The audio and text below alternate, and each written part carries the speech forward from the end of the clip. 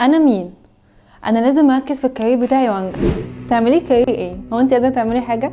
ما تتجوزي، اتجوزي واعملي صينيه بطاطس. يعني ممكن تطلع منك مالحه شويه بس مش مشكله، يعني مش هيحصل حاجه. اما لو قصرتي في كاريرك ده فيها خصومات وليله.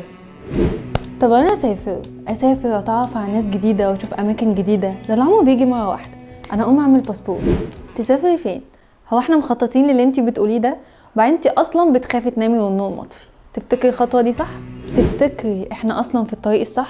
ايوه، انا اعمل ايه؟ واحنا صغيرين كنا مفكرين ان العقبه الوحيده قدام طموحاتنا واحلامنا هي اننا لسه صغيرين، ولما نكبر هنعمل ونعمل ونعمل. ايه ده، كبرنا؟ ولا اي اندهاش، مفيش حاجه حصل، لسه برضه بناخد قرارات غلط ولسه مش عارفين احنا طريقنا ايه.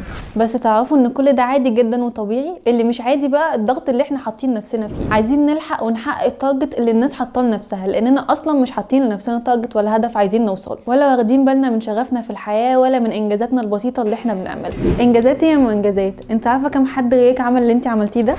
مش مهم كم واحد عمل ده، المهم انك قدرتي تعمليه. اتعلم ازاي تختار وتتحمل نتيجة اختيارك، حتى لو كان اختياراتك دي غلط. مش شرط خالص اختياراتك الغلط تؤدي لفشلك. ده اللي هو ازاي يعني؟ اي طريق بنمشي فيه بنطلع منه مكتشفين نفسنا اكتر ومفلترين الناس اللي كانت في حياتنا. فعادي بقى لو الطريق طلع غلط، هتلف يوترن وهترجع تاني تمشي في نفس اللوب دي، بس المرة دي وانت انضج وفاهم اكتر، لحد ما في مرة هتظبط معاك وهتوصل. باي.